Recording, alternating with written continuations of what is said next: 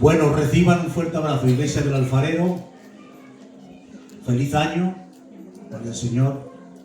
Me alegro mucho esta tarde de estar en la Iglesia del Alfarero, gloria al Señor. Ya hace falta deciros que os apreciamos mucho y os queremos mucho, ¿vale? Gloria al Señor. Estáis muy serios, ¿no? Gloria al Señor. Bueno, las buenas noticias, pues siempre que se oyen da alegría. Y oigo que estáis muy bien. Amén, amén. Gloria al Señor. Que estáis en temporada alta. El pastor, dicen que están muy contentos con vosotros. Amén, amén. Están gozando con estos pastores. Estamos gozando con estos pastores. Gloria al Señor. Cuidarlos. Amén, amén. Cuidarlos mucho. Gloria al Señor. Amén. Bueno, agradecido al Señor de estar con vosotros y compartir pues una palabra de parte del Señor que creo que es necesario, no, imprescindible. Una cosa es que sea necesario, otra cosa es que es imprescindible. Sin esto es imposible. ¿De acuerdo? Apocalipsis capítulo 3, versículo 20. Pensad bien en el texto, mirad. He aquí yo estoy a la puerta. Y no solo está en la puerta, llama. Y no solo llama, dice, si alguno oye. Y no solo si alguno oye, y ese que oye abre la puerta, solo entonces cenaré con él y él cenará conmigo. Es Cristo llamando a la puerta de su iglesia.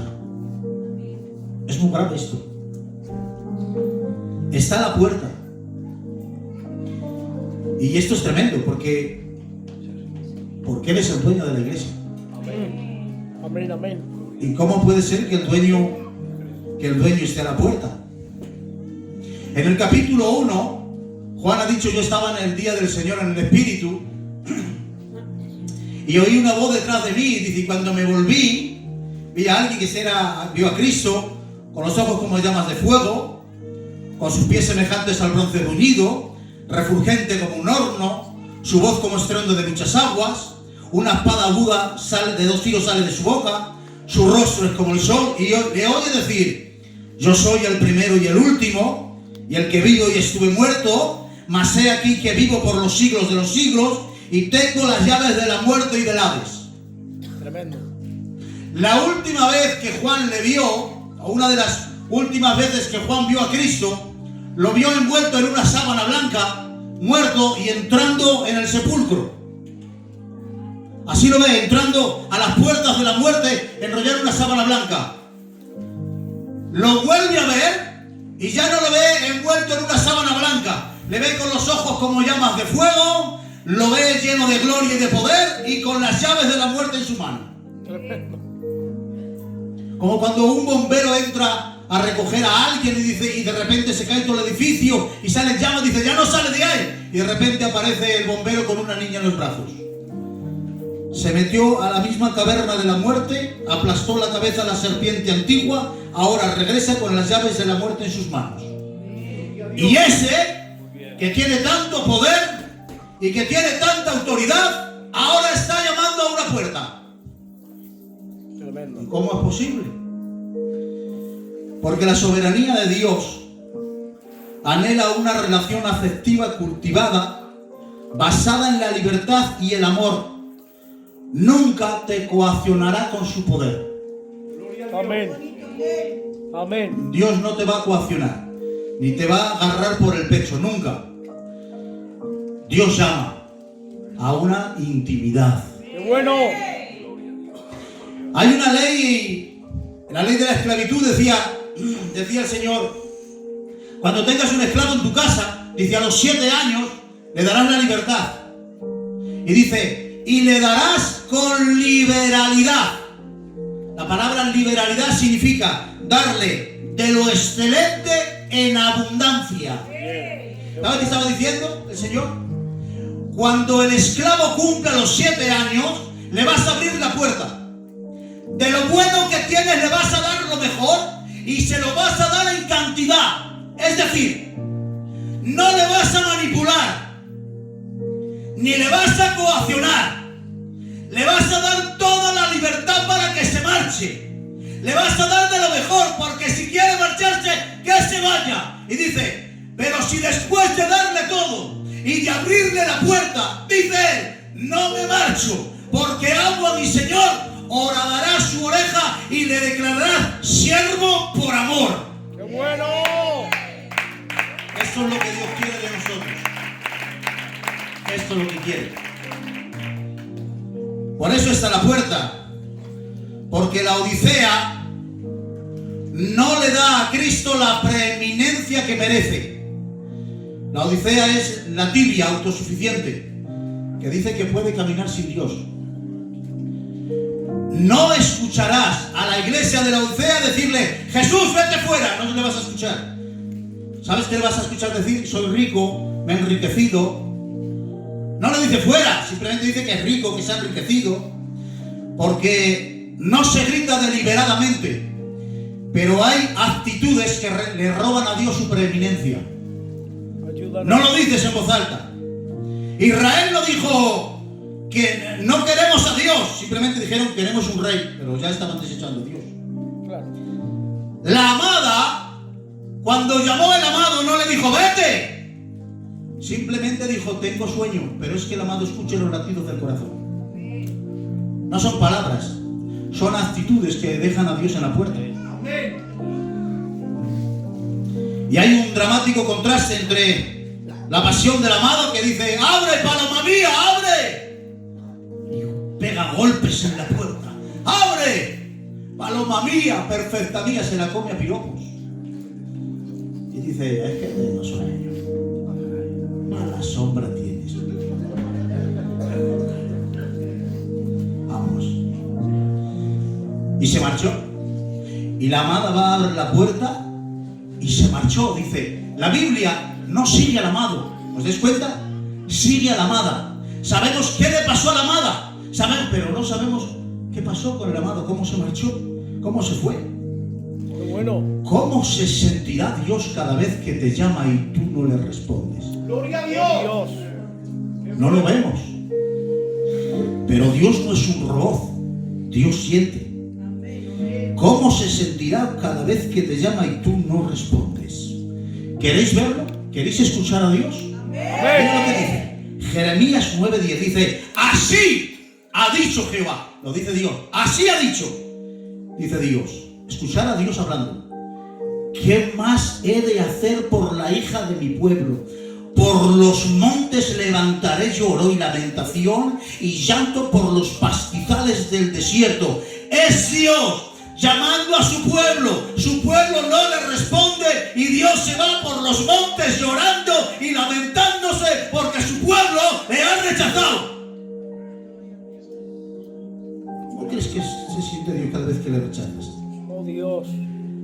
Lo vemos explícitamente cuando Cristo se sube al monte de Jerusalén y comienza a llorar diciendo Jerusalén, Jerusalén, está haciendo memoria divina y sale llorando. El verbo significa llorar a gritos. ¿Cuántas veces quise y tú no quisiste y sale llorando? ¿Cuántas veces te ha llamado Dios y no ha respondido? ¿Pero qué cosas? Dios sigue llamando. Dios sigue llamando. Lo ha hecho siempre.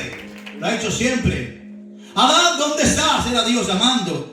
Porque la historia de la humanidad comienza con una caída y un llamado detrás de la caída. Fue Dios quien llamó a Abraham a salir de Ur. Fue Dios quien llamó a Moisés desde la zarza. Fue Dios quien llamó a Samuel en el templo. Más tarde Jesús llamó a sus discípulos pronunciando su propio nombre. Y Dios sigue llamando. Dios sigue llamando. La conversión es una llamada de Dios. Una llamada al nuevo nacimiento. Que Dios sigue llamando a la vida. Y Dios llama a nacer de nuevo. Amén. Pero no a ser siempre unos recién nacidos. Amén.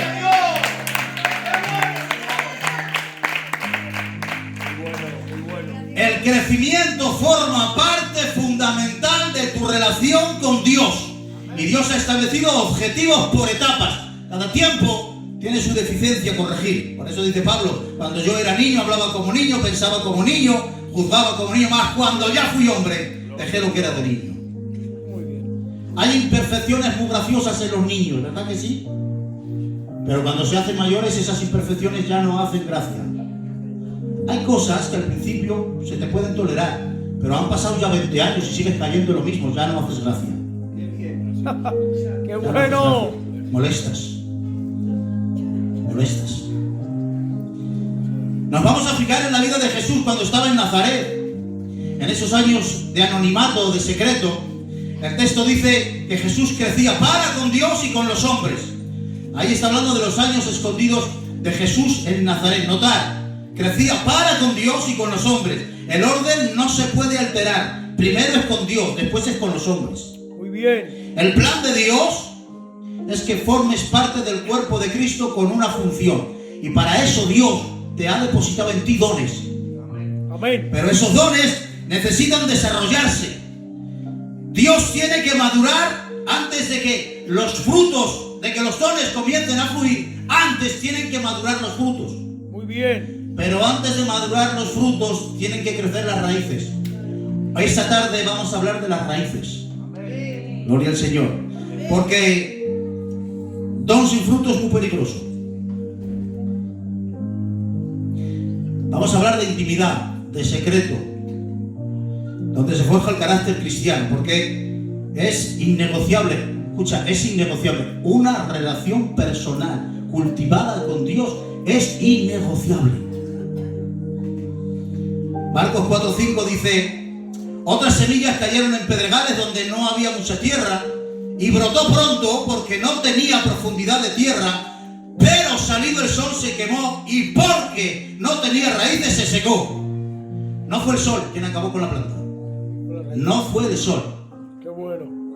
El sol solo vino a revelar la poca profundidad que tenía. Muy bien. Es que mira el problema que me ha venido. Pastor, es que mira lo que me ha pasado. No, la culpa no lo tiene ese problema. Ese problema solo ha venido a revelar la poca profundidad espiritual que tienes.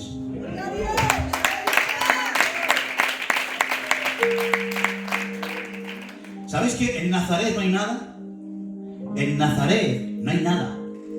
¿Sabes por qué se edificó Nazaret? Porque había un manantial. Alguien pasó por aquí, hay un manantial. Voy a hacer aquí una chabola. Es un Nazaret. 2 chabolas. No hay nada.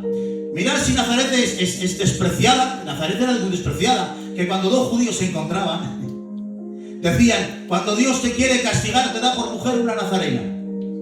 Vamos. ¿Acaso de Nazaret vendrá algo bueno? No había nada en Nazaret.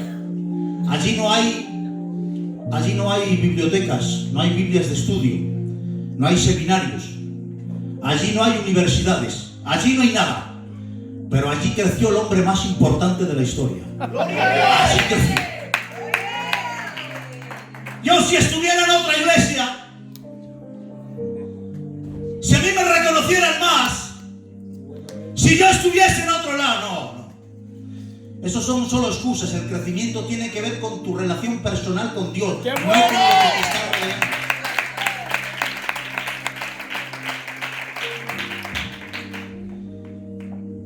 En Nazaret, en los años secretos y anónimos, se aprende a ser fiel sin reconocimientos, sin que nadie te vea. ¡Qué bueno! Porque aquí, hermanitos, aquí somos todos iguales. David aprendió a matar leones sin aplausos. ¿Tú te imaginas? O sea, David está en el campo y aparece un león. Se oye el rugido se oye el balido de la oveja. Después se oye el rugido del león. Sale David, lo mata y después silencio. O sea, matar a un león y no recibir ni un solo aplauso. ¿Tú sabes lo que forja el carácter eso? ¿Tú sabes lo que forja el carácter? Que aprendas a ser fiel cuando nadie te ve. Que le digas no al pecado cuando nadie te está viendo. Que seas fiel en tu casa cuando nadie te ve. ¡Qué bueno! Necesitamos secretos con Dios. Amén, amén. Porque Nazaret está llena de secretos. Dios y tú, nada más. Necesitas tener secretos con Dios. Muy bien. Amén. Amén. Dice, cuando estés orando, cierra la puerta, enseñando que la oración debe ser un momento íntimo, privado con Dios, lejos de la vanidad, de la búsqueda de la alabanza humana, para que Dios, que ve en los secretos, te recompense, fomentando la autenticidad y la sinceridad. La oración secreta es parte fundamental del crecimiento personal con Dios. Por eso Jesús no hacía más que orar en secreto. Se escapaba. No hacía más que huir. De hecho, que se iba de noche para que nadie le molestara. Dice, y muy de madrugada, todavía estaba oscuro, Jesús se levantó y se fue al lugar solitario, y allí oraba continuamente. Jesús huía. Por la mañana se atendía a la gente y atendía a la gente. Por la noche, cuando todos se iban a sus casas, él se iba a buscar al Señor en secreto. Qué bonito. Y no le dejaban. Rápidamente iban a buscarlo. Despide a la multitud. Con 5.000 personas manda a los discípulos a la barca y él se va al monte a orar. A Jesús le encantaba estar a solas con Dios. Y tú necesitas pasar tiempo a solas con Dios. Amén. Amén. Porque hay lugares donde no puede entrar nadie. Ni tu esposo, ni tu esposa. Está prohibido, ¿sabéis? Cuando Jesús iba a Getsemaní, en la falda del monte dejó a unos, quedaos aquí. Luego subió hasta arriba con Pedro, Juan y Jacobo. Pero Juan y Jacobo, que son los más íntimos, llegó un momento que les dijo, quedaos aquí. Y Jesús se adentró solo en los viejos olivos de Getsemaní y entró solo. Allí no entró nadie. Entró Jesús solo. ¿Y sabéis algo? Los discípulos no vieron a Jesús orar. Los discípulos no le vieron rostro en tierra. Los discípulos no escucharon, Padre, pasa de mí esta copa. Eso no lo vieron. No se enteraron de nada. ¿Sabéis qué fue lo que vieron los discípulos? Salir a Jesús y decirle, ¿a quién buscáis? A Jesús yo soy. ¿Sabéis que vieron sanar una oveja? ¿Sabéis que vieron a Jesús en pie? No vieron cómo se rompió dentro. No lo vio. ¡Qué bonito! Porque, ¿sabes? El secreto nos da la oportunidad de ser por una vez los débiles y de rompernos delante de Dios y gritar, no puedo. Eso no lo vieron los discípulos, decir a Jesús, Señor, pasa de mí esta copa. No lo vieron. En Getsemaní está Nazaret. Lo que Jesús aprendió en Nazaret está en Getsemaní. Jesús, en Getsemaní, tiene 33 años y se va a enfrentar a la cruz. Pero lo que aprendió en aquellos años de anonimato le va a servir para afrontar ahora Getsemaní. El Jesús de los milagros dentro de Getsemaní es el niño de Nazaret. ¡Qué bueno! Porque cuando está dentro de Getsemaní hay, yo creo que me lo habéis escuchado, pero lo voy a volver a repetir. Hay verbos que son impresionantes. Cuando Jesús ora al Padre, hay uno de los verbos que significa sentir añoranza del hogar paterno. Hay otro verbo que significa sentir pavor ante lo desconocido. Y hay otro verbo que es impresionante, le dice a Dios, Abba. ¿Sabe qué significaba? Papá. Se le rompe el cuerpo. Y dice, Señor, siento añoranza del hogar paterno, hecho de menos mi morada contigo. Siento pavor ante lo desconocido del desamparo. Papá. Eso no lo vio nadie. No lo contempló nadie. Porque eso forma parte del secreto. La intimidad con nuestro Padre nos deja quitarnos la armadura de padre de familia, de madre de familia, de que siempre tienes que estar ahí al pie del cañón y no puedes romperte. Allí los padres tienen la oportunidad de ser niños con temores y decir, papá, no puedo. ¡Qué bonito! ¡Qué bonito! Porque tú necesitas romperte a solas con Dios. Madres que mantenéis la cabeza en alta por mucho tiempo tratando de mantener vuestras casas. Muchas veces ni se lo cuentas a tu esposo porque sabes que tu esposo es más débil que tú y tú tienes que mantenerte en pie. Tienes que mantener la compostura. Chico, que no pasa nada. Que esto no es nada, que no pasa nada. Y tienes que mantenerte en pie. Pero a solas con el Señor te da la oportunidad de ser débil, de quebrarte y de romperte. Decir, Señor, no puedo más. ¡Qué bonito! Porque romperte delante del Señor te da tanta autoridad. Nunca serás más fuerte que cuando te rompas delante de Dios. Quebrarte delante de Él te da tanta autoridad. Escucha esto. Te da tanta autoridad rendirte delante de Dios que te capacita para llamar amigo al que te va a traicionar.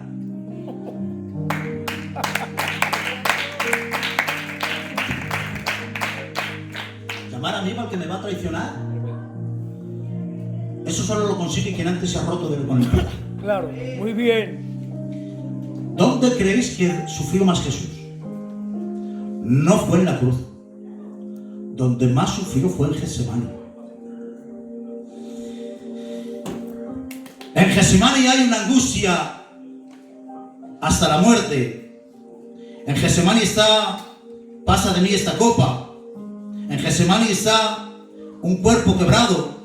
Sin embargo, si tú vas a la cruz, en la cruz le ves repartiendo paraísos, diciendo: ahí tu mujer, Padre, perdónalos, consumado es. Donde más ha sufrido Jesús es en Getsemaní. Porque cuando uno consigue romperse en intimidad con el Padre en secreto, luego afronta las cruces con valor, con valentía, sin que nadie te derrumbe.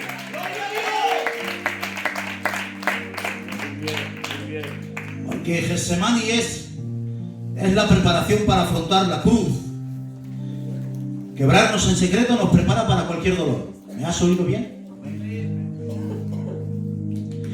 El cuerpo que fue traspasado, escuchen esto, el cuerpo que fue traspasado por los clavos en la cruz, antes ya había sido quebrado dentro de Getsemaní. ¿Me habéis escuchado esto? Voy a volver a repetir. El cuerpo que fue traspasado por los clavos antes fue quebrado en Getsemaní. ¿Y sabes algo? Herir lo que ya está herido le quita al heridor su victoria. ¡Oh, qué bueno!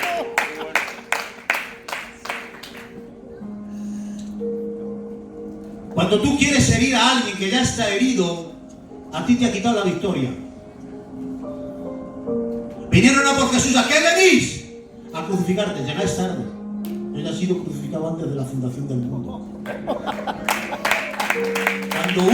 Cuando alguien se rompe en secreto, cuando alguien se quiebra delante de Dios, no hay ofensa que pueda tirarte. No tiene el enemigo la capacidad de herirte, porque antes ya te ha herido Dios. Tremendo. Si no haces eso, le concedes a tu enemigo más valor del que tiene. Wow. Pilatos le dijo: ¿no sabes que tengo autoridad para crucificarte y para salvarte? Y Jesús le responde: Pilatos, eres un simple trámite en mi camino.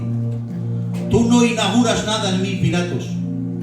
Tú no provocas nada en mí. No tendrías ninguna autoridad, porque quebrarte ante Dios le quita autoridad al ofensor. ¿Sabéis que la experiencia de Jesús cuando se rompió su cuerpo se llama, una palabra rara, hematidrosis? De ver. Y lo que sufrió fue que su piel se quebró, se rompió y la sangre se mezcló con el sudor. ¿Sabéis qué pasa cuando alguien sufre esta experiencia?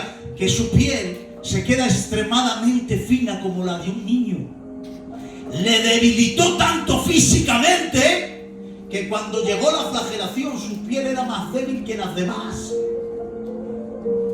Y claro, al ir tan débil, al ir tan quebrado, al ir tan herido por Dios, cuando llegó a la cruz, fue el primero que murió. Sin embargo, los malhechores les costaba morir. Pero es que morir era el propósito. Así que ser herido en Getsemaní y ser quebrado delante de Dios contribuyó al plan y al propósito de Dios. Ser quebrado delante de Dios y herido por Dios, lo único que va a hacer es ayudarte a morir y a resucitar donde Dios quiere que lo hagas.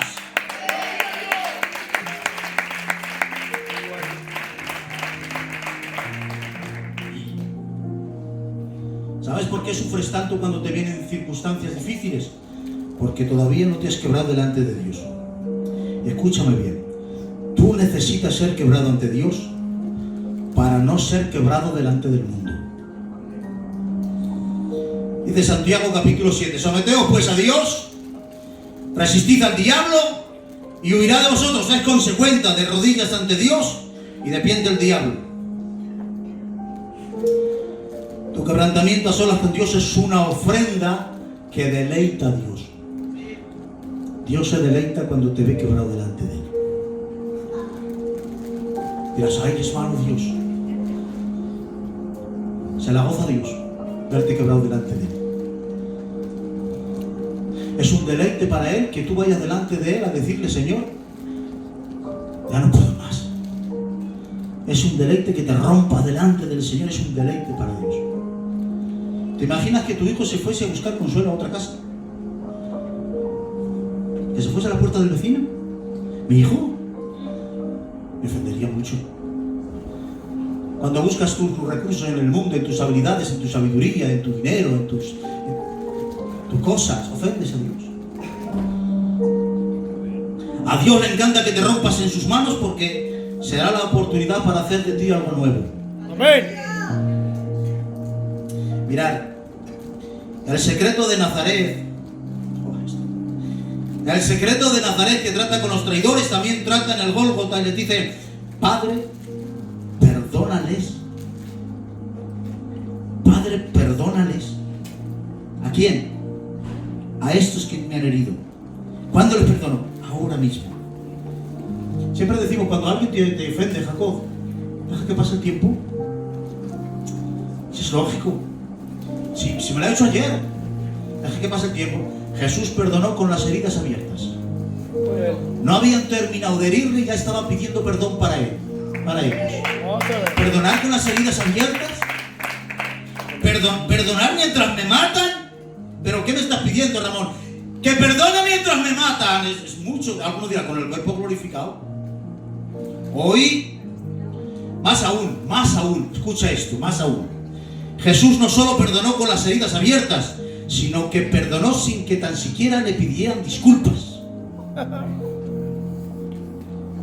Pidió perdón para los que le hirieron sin que tan siquiera le pidieran disculpas. ¿Cómo puede ser esto? Porque cuando Dios te pide que perdones, no tiene nada que ver el ofensor. Cuando el pródigo llegó a casa, pastor, dijo, lo primero que dijo es, he pecado contra el cielo, y después dice, y contra ti. Que bien lo sabía el pródigo, porque sabía que la primera ofensa era para Dios, después era para los hombres. Mira, perdonar en su primer latido nada tiene que ver con el que te ha herido. Ese no tiene nada que ver. Cuando vamos donde te decimos perdone, ¿sabes qué haces? Piensas en la persona que te ha herido, porque ella no tiene nada que ver en esto. ¿Qué dice Dios? Que ella no tiene nada que ver, que no tiene nada que ver con esto, que es algo personal entre tú y yo, que a lo mejor el que te lo ha hecho no merece nada, pero que no es un asunto entre tú y el que te ha herido, que es un asunto entre tú y Dios. No, pero mira, es que el perdón es un asunto privado que se discute a solas con Dios. Biblia, Marcos 11:25, dice Cristo, y cuando estéis orando, perdonad. Cuando estás orando, ¿con quién hablas? Estás hablando con Dios. Cuando hables conmigo, dice Dios, hablaremos de perdón. Mira, si tú tienes un conflicto y te pones delante del Señor, no vas a poder evitar la conversación. Dios te va a hablar de perdón.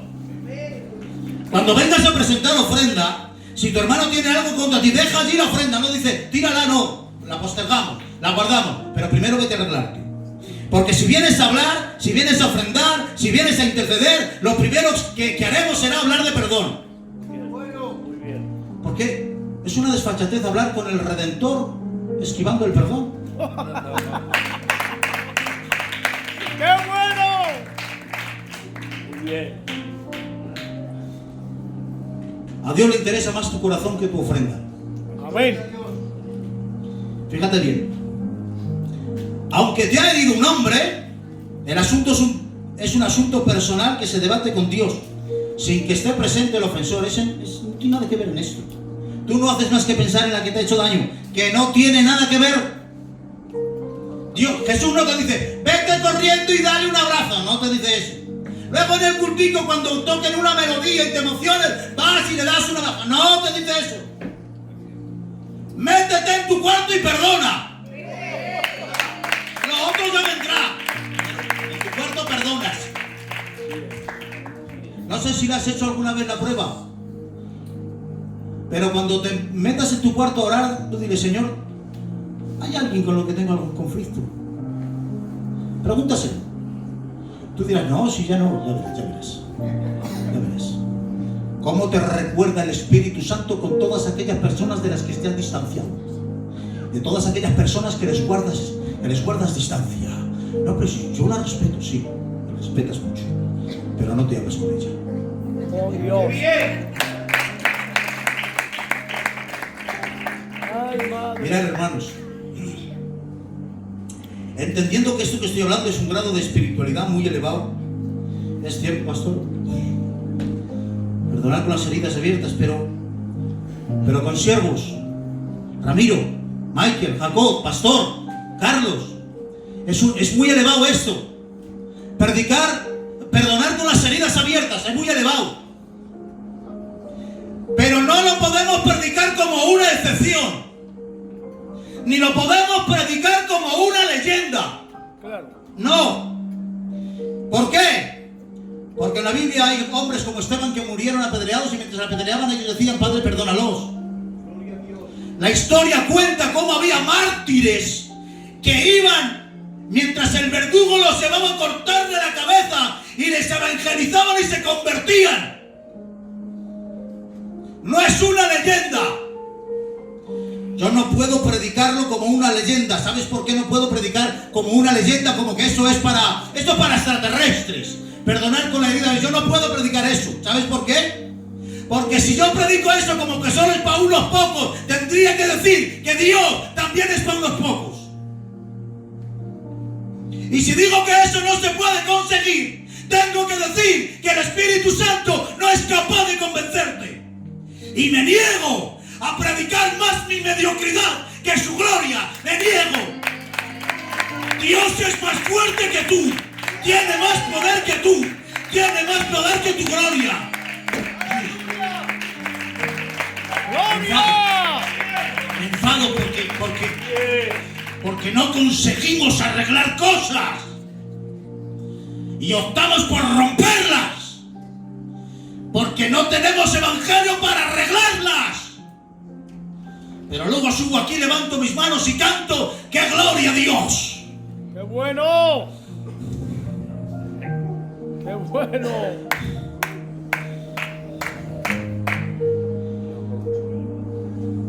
Para mí, que luego no digan, Ramón ha dicho, para mí, porque aquí hay una doctrina. Para mí, Ramiro, su gracia ha sido irresistible. Para mí ha sido irresistible. Por eso estás tú aquí.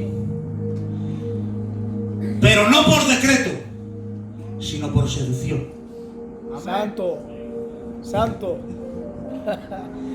Qué bueno. Hay una seducción en la gracia que es irresistible. Qué bueno.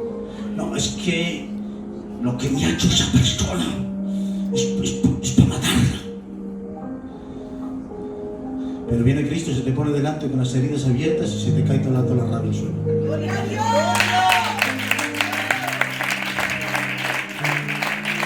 Dice Jeremías: me sedujiste y fui seducido. Más fuerte fuiste que yo y me venciste. Eso dice Jeremías. ¿Sabes qué? Otra traducción dice: me cortejaste. Me cortejaste.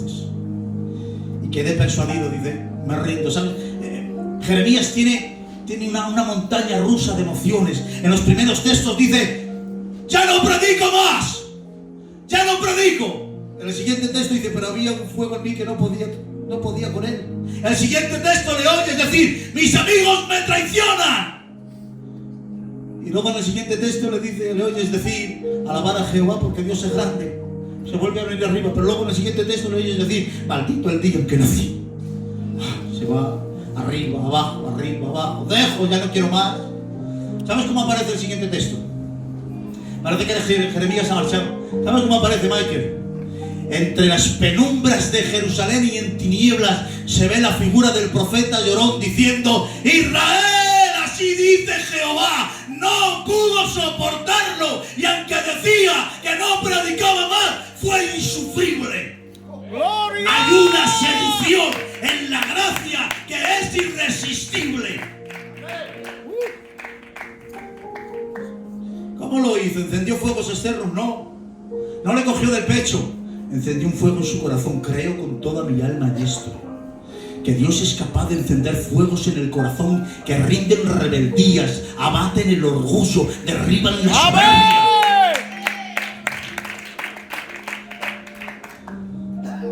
Creo con toda mi alma que la influencia que puede ejercer una vida que se relaciona con Dios puede ser abrumadoramente impactante.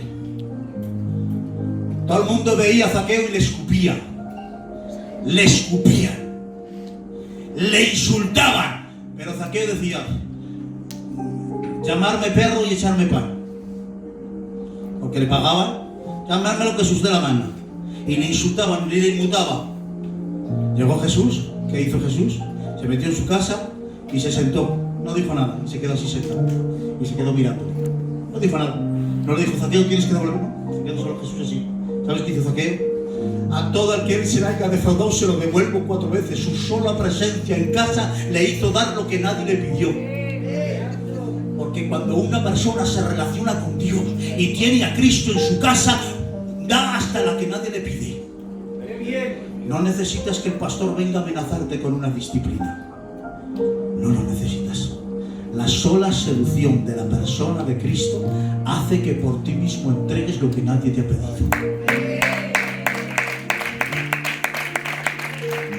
Por eso, dejadme terminar. Tú necesitas tener secretos con Dios. Hermanos, ¿por qué tiene que ser todo tan espectacular? ¿Por qué? ¿Por qué todo el mundo se tiene que enterar de todo? ¡Qué bueno! ¿Por qué tenemos que tener un aplauso y un reconocimiento de todo? No puede ser. No sé si lo has hecho alguna vez. ¿Has ayudado alguna vez a alguna persona sin que nadie se entere? ¿No has tenido esa experiencia? Hay gente que conmigo lo ha hecho. Ha habido ofrendas que me han llegado sin saber de quién eran, y no lo sé hasta hoy en día. En una ocasión, lleguemos a la puerta de casa, había un carro de compra, pastor, te prometo, jamón, langostinos, queso. Digo, ¿quién ha puesto esto aquí? Hasta hoy no lo sé. ¿Has hecho eso alguna vez?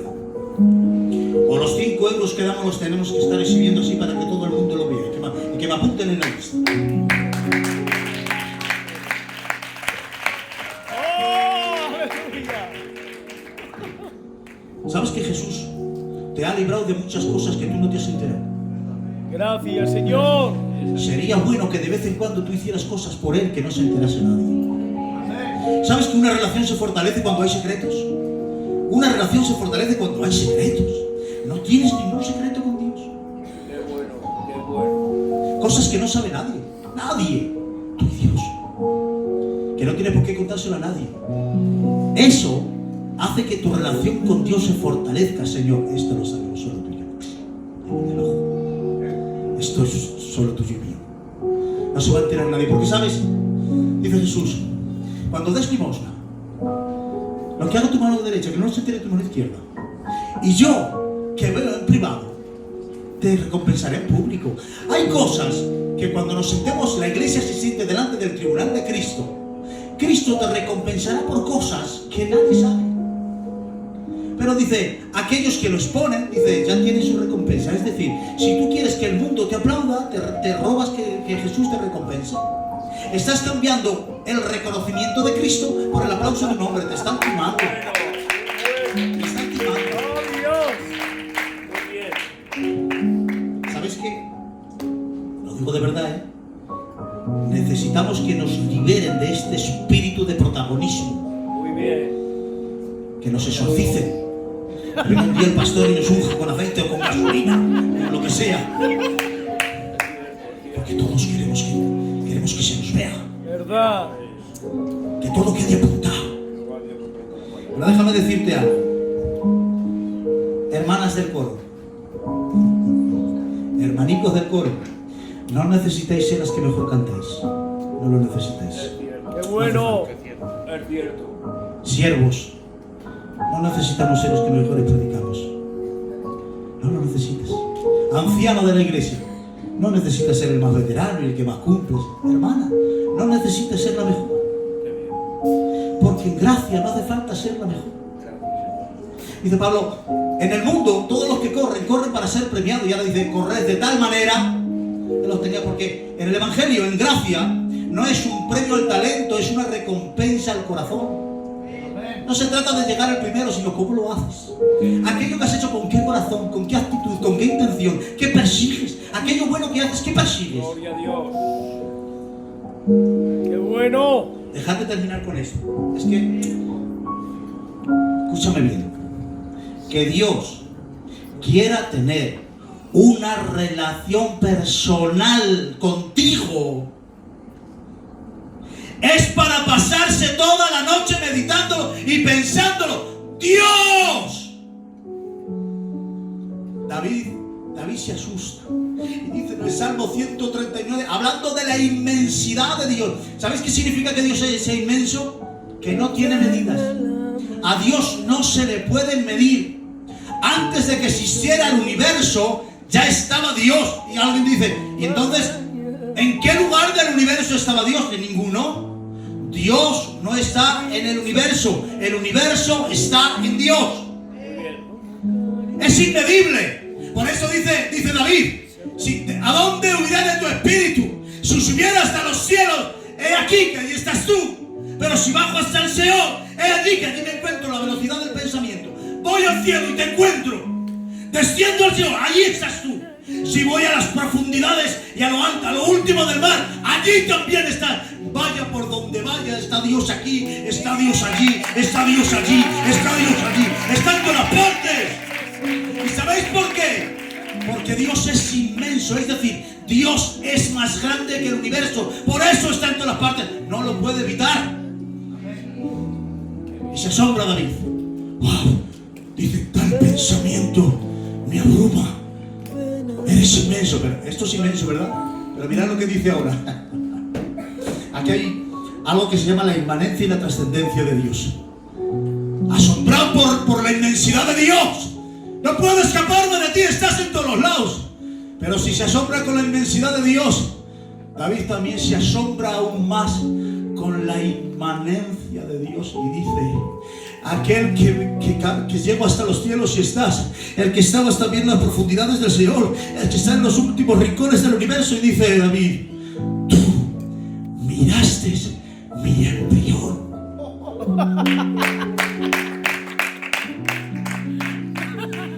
El Dios inmenso que lo llena todo estuvo presente en tu primer latido cuando eras una célula dentro del vientre de tu madre, y allí estaban los ojos de Dios contemplándote. ¡Gloria a Dios! La inmensidad de Dios quiere descender a tus rincones más pequeños y pasear contigo en tu rincón más pequeño. Se preocupa de tus cosas más insignificantes. Cuando estés fregando los platos, acuérdate de tu Dios, que Dios está allí también contigo. Creó el universo y después de crear el universo dice, y plantó un huerto. Y en ese huerto se pone a pasear. Cada vida nuestra es un universo, pero no te olvides nunca de acudir de vez en cuando a ese pequeño huerto donde Dios quiere pasear contigo. ¿Y sabes qué es pasear? Caminar al lado de otro sin ir a ningún lado, simplemente con el mismo objetivo de pasear. Dios quiere pasear contigo. Pasear. Sin que tengas que ir a pedirle nada. No, que no vas por una enfermedad, que no vas por un problema, que no vas por una dificultad, no, que simplemente quiero estar contigo, no vengo a nada, vengo a hablar contigo, a pasear contigo, solo eso. Gloria a Dios. Estoy a la puerta y llamo. Hay un llamado de Dios para su iglesia a la intimidad. Porque puede ser Es muy fácil que lo tengas en la puerta llamando todavía. Y no es justo. Que Dios, ¿cuántos años lleva Dios llamando a tu puerta? ¿Cuántos años? ¿Cuántos años? Hoy Dios te llama a que abras la puerta, porque quiere tener una relación íntima, personal, cercana. No sé lo que vas a hacer con tu vida, no sé si le vas a abrir la puerta, pero Dios sigue llamando. ¿Oyes? ¿Oyes? Cierra tus ojos. Cierra tus ojos. Yo estoy a la puerta y llamo, dice el Señor. Si alguien oye y abre la puerta, yo cenaré con él